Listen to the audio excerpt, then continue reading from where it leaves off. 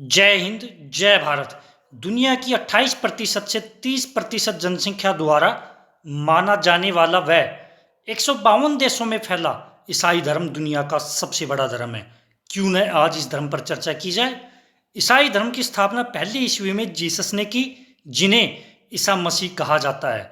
ईसा मसीह का जन्म 6 ईसा पूर्व फिलिस्तीन में नजारेथ नामक स्थान पर एक यहूदी परिवार में हुआ। इनकी माता का नाम मरियम और पिता का नाम जोसेफ था। इस समय रोमन सम्राट ओक्टेवियन सीजर का शासन था। रोमन साम्राज्य के लोग ईश्वर के साथ साथ इस निरंकुश सम्राट सीजर की भी पूजा करने लगे थे। ईसा मसीह ने लोगों को समझाना शुरू किया कि परमपिता ईश्वर के सामने सम्राट और प्रजा दोनों बराबर है, इसलिए हमें सम्राट की पूजा न करके केवल एक परमपिता परमेश्वर की ही पूजा करनी चाहिए।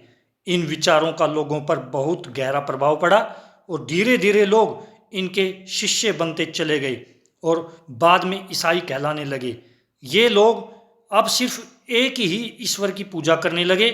सम्राट के अधिकारियों ने जीसस के कार्यों को देशद्रोह मानकर जीसस को बंदी बना लिया। रोमन गवर्नर पितालुस के आदेश पर फिलिस्तीन में यरूशलेम के बाहर 30 वर्ष की आयु में जीसस को गोलगोथा नामक स्थान पर सूली पर चढ़ा दिया गया। ऐसा कहा जाता है कि ईसा मसीह मृत्यु के 3 दिन बाद पुनर्जीवित हो गए और 40 दिन तक अपने शिष्यों को उपदेश दिया। इनके उपदेशों को बाइबल में लिखा गया।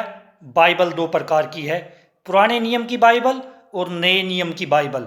पुराने नियम की बाइबल ईसा के जन्म से पूर्व की है और नए नियम की बाइबल ईसा के जन्म की बाद की है, जिसे 4 भागों में बांटा गया है और जिन्हें सुसमाचार भी कहते हैं। ईसा मसीह के अनुयायियों में सेंट पीटर और संत पौल का नाम सबसे आगे है।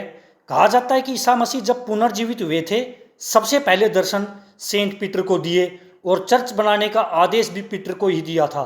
इन्हें ही चर्च का पहला पोप माना जाता है।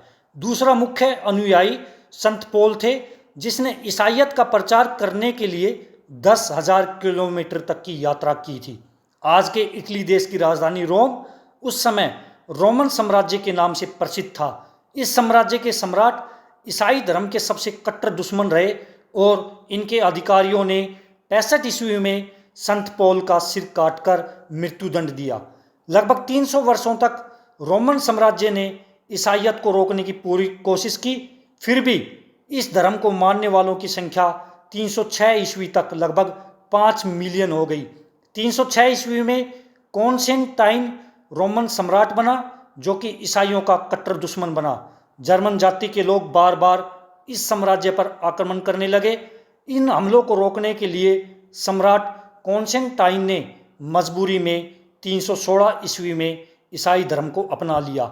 यह घटना ईसाई धर्म के प्रचार के लिए एक वरदान साबित हुई। अब धीरे धीरे यह धर्म लगभग सारी दुनिया में फैलने लगा।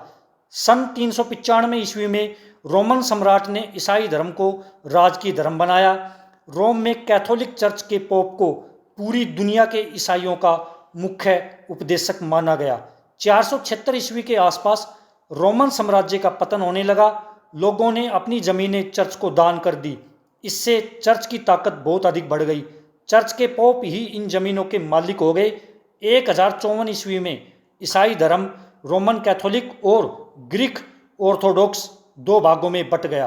1517 ईस्वी तक चर्च के पोप और पादरियों की शक्तियां बहुत अधिक बढ़ गई थी।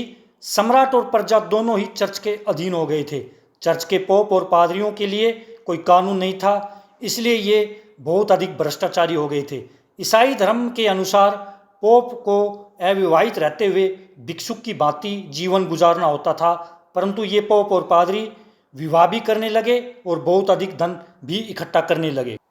1517 ईस्वी में जर्मनी के मार्टिन लूथर ने चर्च के भ्रष्टाचार के खिलाफ आवाज उठाकर एक प्रसिद्ध आंदोलन की शुरुआत की, जिसे धर्म सुधार आंदोलन कहा जाता है। 1554 ईस्वी तक जर्मनी में खूब खून खराबा हुआ। 1546 ईस्वी में मार्टिन लूथर ने मृत्यु से पहले ही ईसाई धर्म की तीसरी शाखा प्रोटेस्टेंट को बना दिया। इसी तरह फ्रांस में कालीनवाद और इंग्लैंड में एंग्लिकन चर्च की नई नई शाखाएं बनी।